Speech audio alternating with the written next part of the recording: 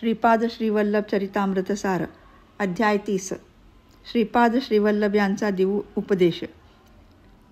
कुरुगड्डी येथे श्रीपाद प्रभूंच्या सत्संगासाठी अनेक भक्त मंडळी बसली होती. या सर्व साधकांना उद्देशून प्रभू म्हणाले, हे श्रोते हो, अनन्य भावाने मला शरण येणाऱ्या साधकांचे मी सदैव रक्षण करतो. हा देश काळ माझ्या हातातील चेंडूप्रमाणे आहे. कुठेही होत असलेल्या, भूतकाळात घडलेल्या आणि भविष्यकाळात होणाऱ्या घटनांना मी बदलू शकतो. मी देशकालाचा शास्ताच आहे. तुमच्यातील चैतन्याचा संस्काराच्या दर्जानुसार तुम्हाला माझ्याबद्दलचे ज्ञान होईल.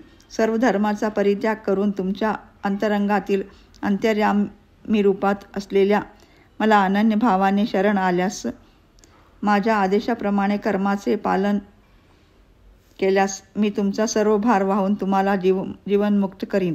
केवळ माझ्या शब्दानेच मी सृष्टीमध्ये शासन करतो. त्यामुळे मीच सरस्वती रूपाने प्रसिद्धी पावेन. कलियुगातील मानव हा हिरण्यकशिपूसारखा असेल. त्यांच्या समस्या, भाव आणि आचार विचार या सर्वच गोष्टी अत्यंत कठीण स्वरूपाच्या असतील. त्यांना प्रकृती विज्ञानातील अनेक संशोधनांना यश मिळून हिरण्यकशिपू सारखे वरदानही सृष्टीमातेकडून मिळेल. परंतु मला प्रल्हादासारख्या निष्पाप निरपराध भक्ताचे संरक्षणार्थ नरसिंहाचा अवतार घ्यावा लागेल. यासाठी मी नरसिंह सरस्वती या नामरूपाने अजून एक दिव्य अवतार घेऊन गंधर्वपूर नगरीत प्रसिद्ध होईन. एवढे बोलून श्रीपाद प्रभू ध्यानस्थ झाले आणि त्यांनी सर्व साधकांना सुद्धा ध्यानात जाण्यास सांगितले. श्रीपादराजम शरणम प्रपद्ये.